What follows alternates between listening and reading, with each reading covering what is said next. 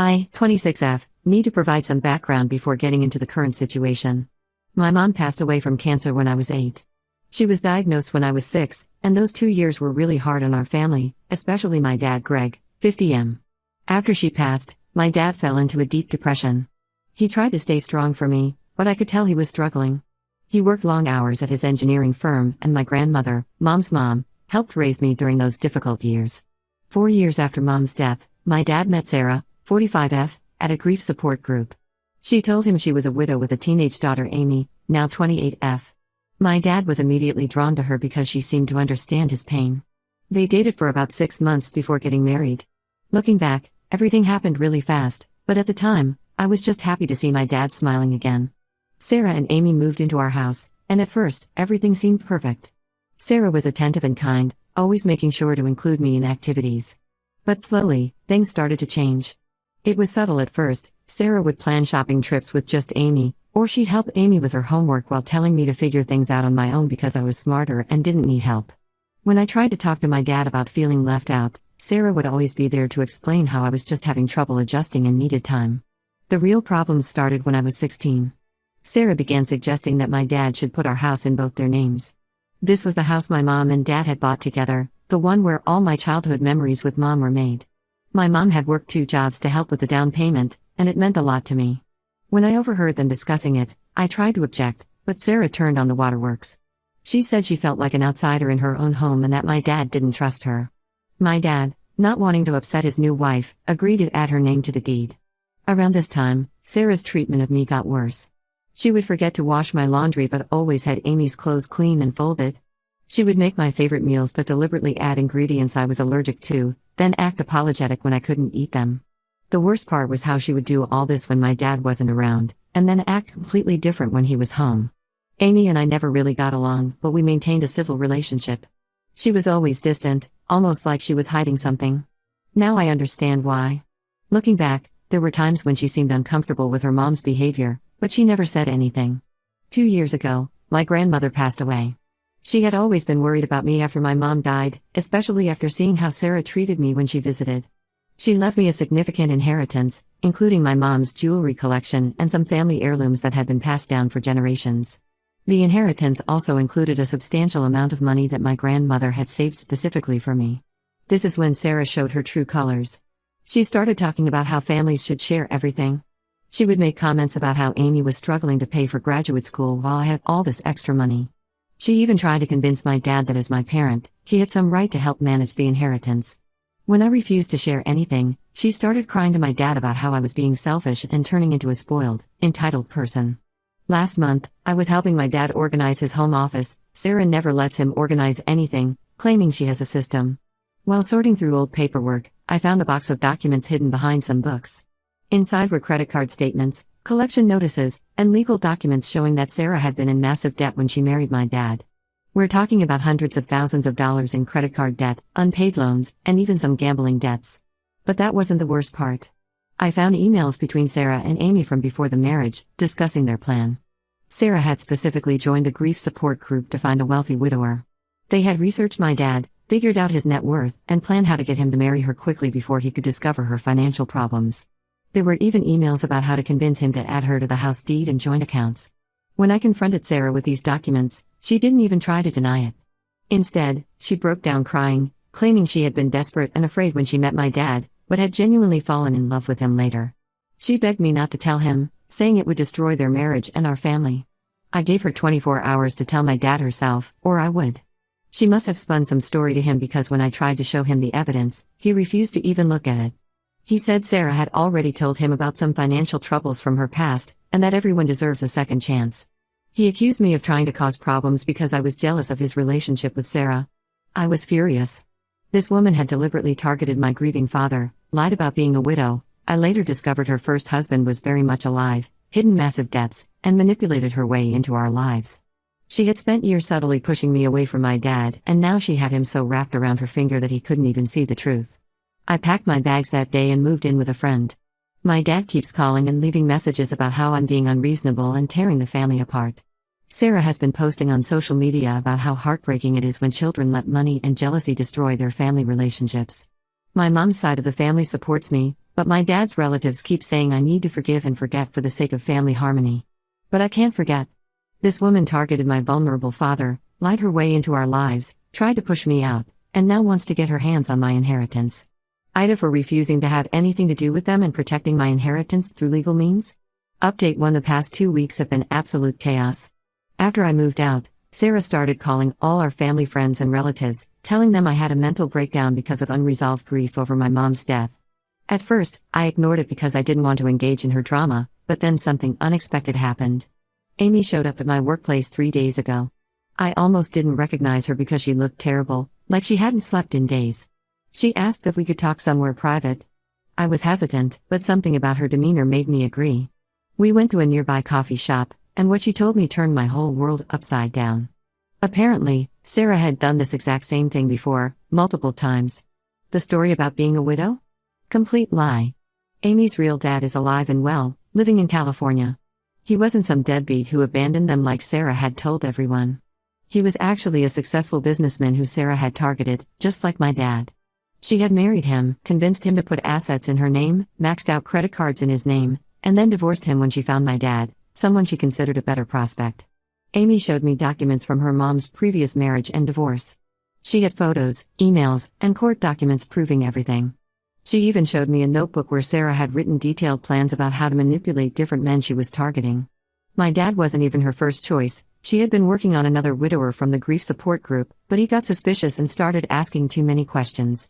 The reason Amy came forward now is that history is repeating itself.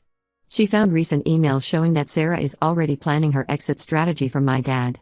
She's been in contact with another wealthy man she met at some charity event. But she won't leave until she gets her hands on more assets. Specifically, she's been obsessing over my inheritance. Amy confessed that Sarah has a gambling addiction that she's managed to hide for years. She's been losing massive amounts of money on online poker and sports betting. That's why she's been so desperate to get me to share my inheritance with Amy. She needed the money to cover her gambling debts before my dad discovered them. Amy showed me screenshots of Sarah's gambling accounts. She's lost over $200,000 in the past year alone. What made me feel physically sick was learning that Sarah has been monitoring my bank accounts. Apparently, she installed some tracking software on my dad's computer and has been using his passwords to check my accounts. She even tried to call my bank pretending to be me to get information about my inheritance, but thankfully they had proper security measures. I took all this information to my dad, thinking surely now he would see the truth. His reaction felt like a punch to the gut. He accused me of bribing or manipulating Amy into lying about her mother. He said I was acting just like my mom. Apparently, Sarah had told him that my mom had tried to turn him against her family when they were first dating. This was a complete lie, but Sarah had spent years planting these seeds of doubt in his mind. My dad's behavior has become increasingly erratic. He showed up at my friend's apartment where I'm staying, demanding I stop spreading lies about his wife. He said I was acting like a spoiled child who couldn't handle not being the center of attention anymore. When I tried to show him the evidence Amy had given me, he refused to even look at it. Instead, he threatened to go to court to try to get control of my inheritance to protect me from making bad decisions. Sarah has been playing the victim masterfully. She's been telling everyone that Amy is mentally unstable and has always been jealous of her relationship with me. She's claiming that Amy is making up lies because she's angry that Sarah won't give her more money. Some family friends have started avoiding me because Sarah told them I was harassing her and threatening to destroy her marriage. The most disturbing part is that Amy found draft emails where Sarah was planning to hire someone to accidentally run into me and get close to me. She wanted to plant someone in my life who could influence my financial decisions and help her get access to my inheritance. When Amy confronted her about this, Sarah laughed it off as a joke, but Amy took screenshots just in case. I've hired a lawyer to protect myself and my assets. The lawyer advised me to file for a restraining order against Sarah after seeing the evidence of her planning to have someone infiltrate my life. We're also looking into her previous financial frauds to see if there's enough evidence for criminal charges. Amy is terrified of her mother finding out that she told me everything. She's planning to move across the country to live with her real dad. She apologized for not telling me the truth sooner and for participating in Sarah's schemes when they first met my dad. She was only 18 then and was afraid of being cut off financially if she didn't go along with her mother's plans. The hardest part of all this is watching my dad destroy himself for this woman.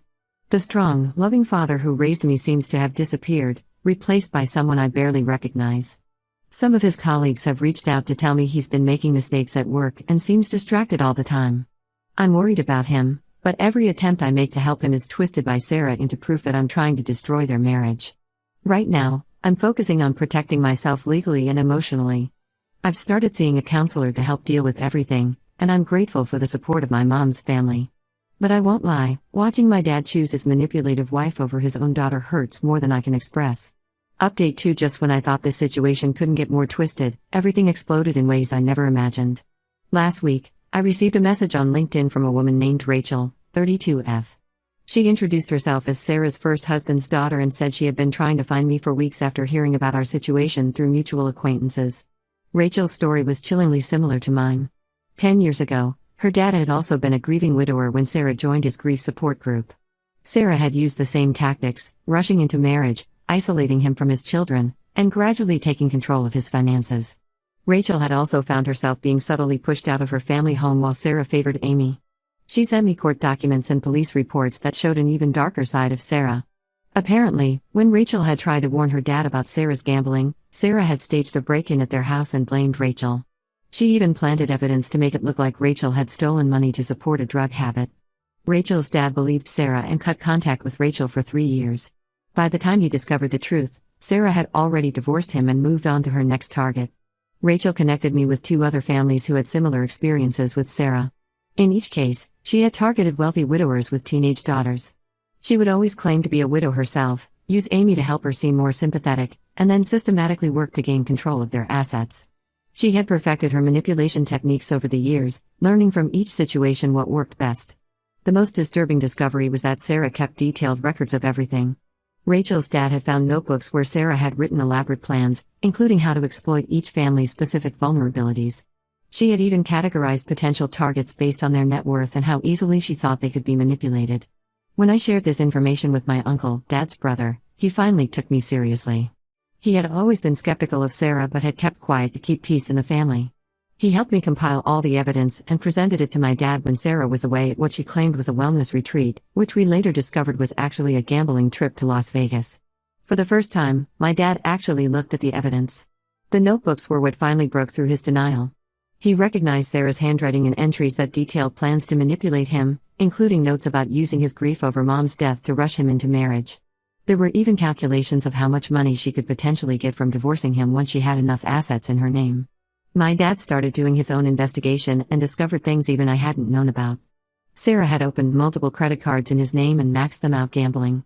She had been stealing money from their joint accounts and hiding it in a separate account under her maiden name. She had even been planning to refinance their house without his knowledge, using forged documents.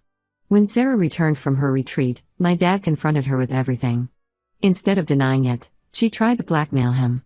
She threatened to tell his business partners about some supposedly illegal deals he had made, all lies, but she said she had forged documents to support her claims.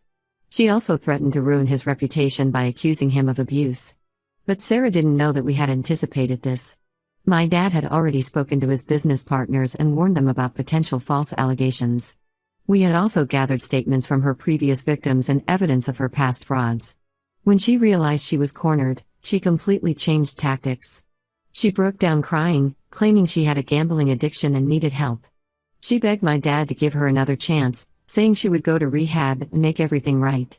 When that didn't work, she became furious and started threatening everyone. She told my dad she would make sure he lost everything in the divorce, including the house my mom had helped buy. My dad finally filed for divorce, but Sarah isn't going quietly. She's already hired an aggressive divorce attorney and is demanding half of everything, including my dad's retirement accounts. She's also trying to claim that she helped raise me, so she deserves some say in my inheritance. Thankfully, my lawyer says her claims about my inheritance have no legal standing, but we're still documenting everything in case she tries something else.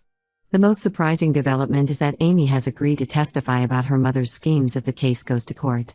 She's finally standing up to her mom, even though Sarah has threatened to disown her. Amy said she's tired of being used as a pawn in her mother's cons and wants to make things right. Update 3: The divorce proceedings between my dad and Sarah have turned into a complete nightmare. True to her threats, Sarah has been doing everything possible to make our lives miserable. She started by creating multiple social media accounts where she posted private family photos and information, along with lengthy posts about how my dad and I supposedly abused and mistreated her and Amy for years. She even went as far as posting edited screenshots of conversations and old photos of bruises she got from a car accident years ago, trying to paint my dad as abusive. Thankfully, we had the original photos and medical records from the accident, which our lawyer used to prove she was lying. Several of Sarah's previous victims also came forward with evidence of her using similar tactics in their cases. The turning point came when Sarah's gambling debts caught up with her. 2 loan sharks showed up at our house looking for her. Apparently, she had borrowed huge amounts of money using my dad's business as collateral, forging his signature on the documents. This led to a police investigation, and they found evidence of multiple instances of fraud and forgery going back years. Faced with potential criminal charges, Sarah finally agreed to a settlement. She got less than she wanted, basically just enough money to pay off her gambling debts, but she still managed to delay the proceedings long enough to drain a significant amount of my dad's savings on legal fees. She and Amy moved to Arizona last week, and we heard through mutual acquaintances that she's already attending grief support groups there. My dad has been trying to rebuild his life, but the damage Sarah caused is extensive. He had to remortgage his business to cover the debts she accumulated in his name. He's lost friends who still believe some of Sarah's lies, and his reputation in our community has taken a hit. He's in therapy now, finally dealing with not just Sarah's betrayal but also his unresolved grief over my mom's death, which Sarah had exploited so effectively. He keeps asking me to move back home, saying he needs help getting his life back on track. He's apologized multiple times for not believing me and for choosing Sarah over me. While I appreciate his apologies, I told him I need time. The trust between us has been severely damaged, and I can't just pretend the last few years never happened. Rachel and the other victims have formed a support group, and we've been sharing information to help warn others about Sarah's schemes. We've also been working with a detective who believes Sarah has done this to at least 6 other families across 3 states. The investigation is ongoing, but there's a possibility she might face criminal charges if enough evidence is found. Amy reached out last week to let me know she's cut all contact with her mother and is living with her real dad now. She's finally getting therapy to deal with years of being manipulated and used in her mother's cons. She asked for my forgiveness, but honestly, I'm not ready to forgive anyone involved in this mess. I'm focusing on my career and building my own life now. The whole experience has taught me valuable lessons about trust and family. Sometimes the people who are supposed to protect you are the ones who hurt you the most. I'm not sure if I'll ever fully reconcile with my dad, but for now, I'm at peace with keeping my distance while he works on himself. The detective warned us that Sarah will likely continue her schemes elsewhere. It's all she knows how to do. But at least our family is free of her manipulation, and we have legal protections in place if she ever tries to contact us again. Sometimes the best thing you can do is walk away and let toxic people destroy themselves.